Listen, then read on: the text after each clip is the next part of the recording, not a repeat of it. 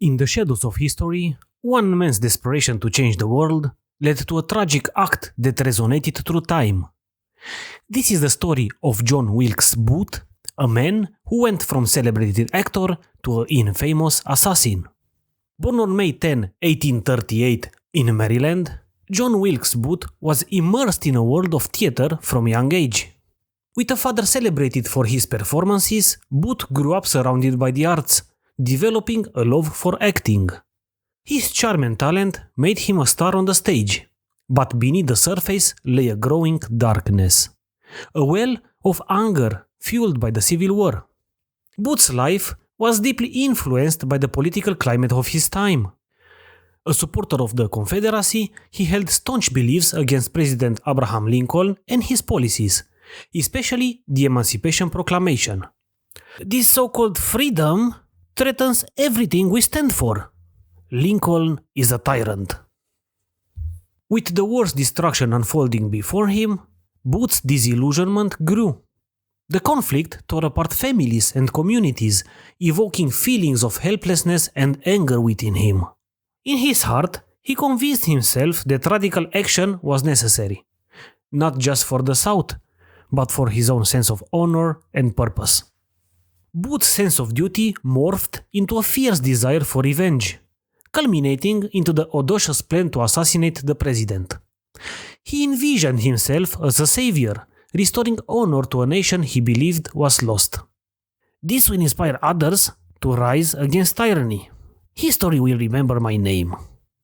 As day broke on April 14, Booth awoke consumed by a mix of excitement and fear. Today was the day. His moment of infamy awaited.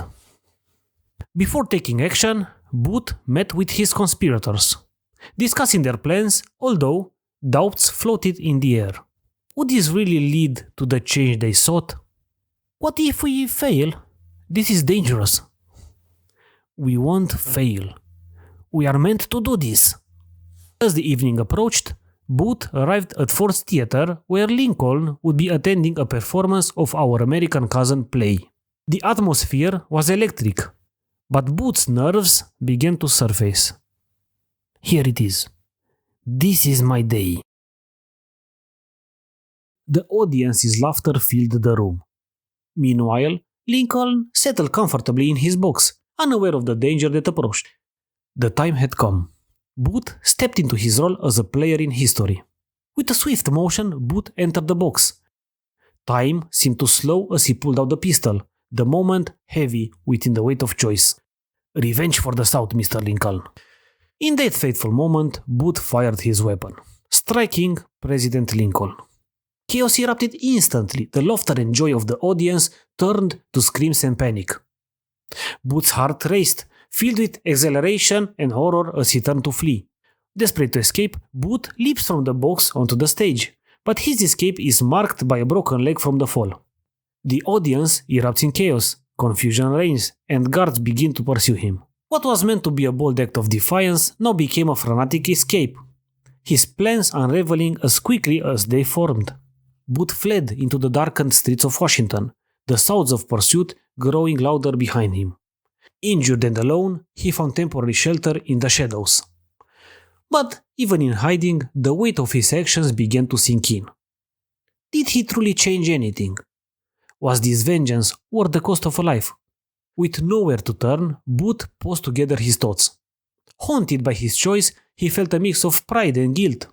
In his mind, he made history, but at what cost? Am I a hero or a monster? What have I done?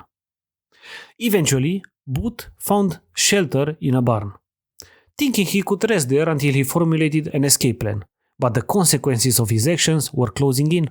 Surround the barn. He cannot escape. Faced with imminent capture, Booth resolved not to surrender. In his mind, failure was not an option. As the soldiers entered, Booth, cornered and injured, drew his weapon one last time. But instead of glory, there was only despair. With his freedom slipping away, Booth's desperation became evident. His dreams of altering the nation had come crashing down. Injured and outnumbered, he was shot and killed.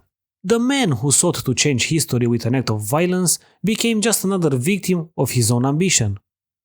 John Wilkes Booth had become a footnote in history, remembered not as a hero, but as an assassin whose desperate act led to an irreversible change in the nation. The assassination of Abraham Lincoln sent shockwaves across the country, igniting fear, anger, and mourning.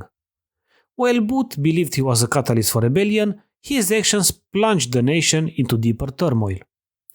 Lincoln's death marked not just the loss of a leader, but the end of an era filled with hope for reconciliation.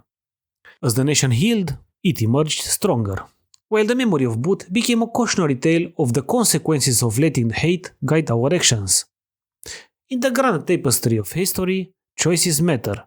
Each thread influences the pattern of the future.